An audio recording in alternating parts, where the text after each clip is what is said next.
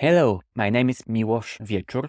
I'm a postdoctoral fellow at the Institute for Research in Biomedicine in Barcelona, and I welcome you to Phase Space Invaders, a podcast where we discuss the future of computational biophysics, biology, and chemistry. This is a short introductory solo episode to explain the idea behind the podcast.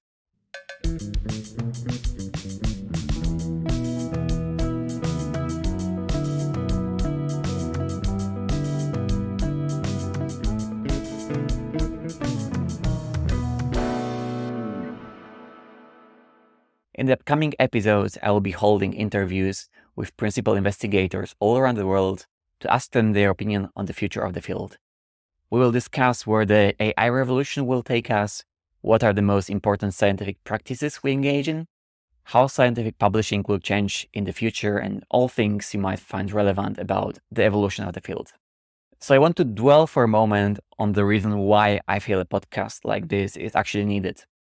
I've been in the field of computational biophysics and molecular simulations for about a decade now, and in the many conferences, workshops, and meetings I've attended, I understood it's not the routine reporting of scientific results that is the most enriching, but rather the part where people share their opinions, the common knowledge, the upcoming breakthroughs, where one can listen to all these brilliant minds come together in real time and, discuss things that never appear in publication. At the same time, we're just starting your adventure in science.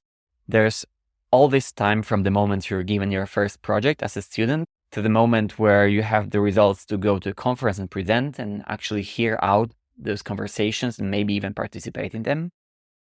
And during all that time, you're essentially cut off from all those voices, from all those very important conversations that are going on in the field. Even though these are the formative years that might decide whether you will become a scientist or not.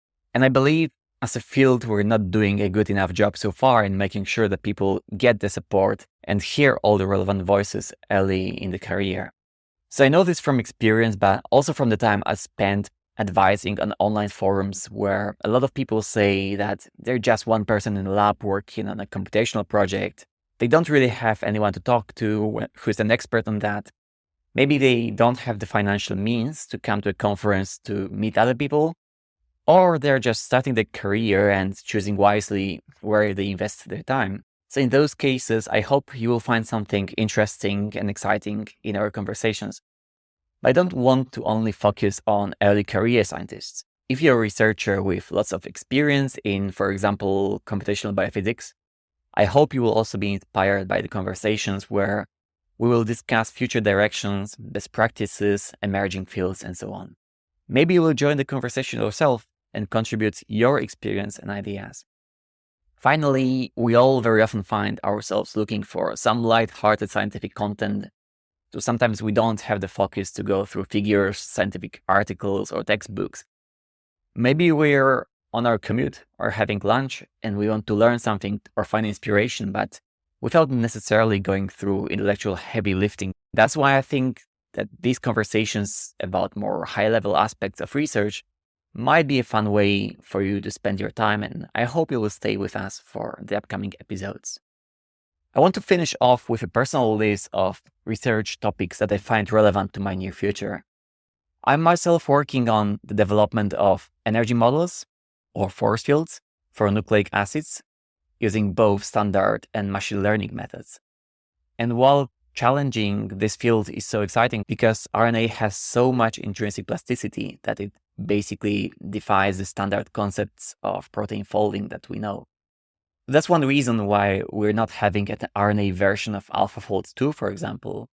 And in the meantime, RNA-based therapeutic tools are literally booming now. Coming up are splicing modifiers, small molecules that stabilize certain RNA folds, personalized RNA vaccines, or RNA therapeutics that interfere with RNA processing at various stages. All those things need to be modeled, to be understood, to be then improved. So this is one place where our computational tools can actually make a big impact in medicine or biomedicine of the future.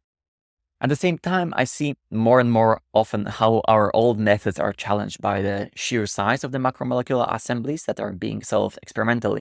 These days, it's not uncommon to see systems that are in the megadalton regime, so systems with hundreds of thousands or millions of atoms. And if you want to get any real insight into the science of these assemblies, it is not just that we want to model structures, which we kind of already can using recent AI tools such as AlphaFold, but we also want to simulate them to see the dynamics. And to see the dynamics of such assemblies, we need to have the accuracy of physics-based force fields, but we need the speed of mesoscale or coarse-grained models. How to combine these two sources of insight is, I think, going to be the big question for the years to come. The other question we will explore here, how can we do computational science in a better way, is something I want to approach by listening to the voices of the community. But there are several broad categories of concern here. One is purely technical, think sharing data, reporting honest statistics, or documenting software. Secondly, we have the social aspect of being a scientist, and that involves how we manage networking, share and distribute credit for work, or find ways to be scientifically critical while remaining kind to each other. Finally, there are also questions of personal qualities, from what it means to be a mentor to how to manage a lifelong learning schedule. I'm sure our guests will bring up many questions I myself would have never thought of. So that's it for the brief introduction. Thank you for listening. This episode will be released back to back with the first interview, so please feel invited to go check it out and get excited about the future of computational biology together with me at Phase Space Invaders.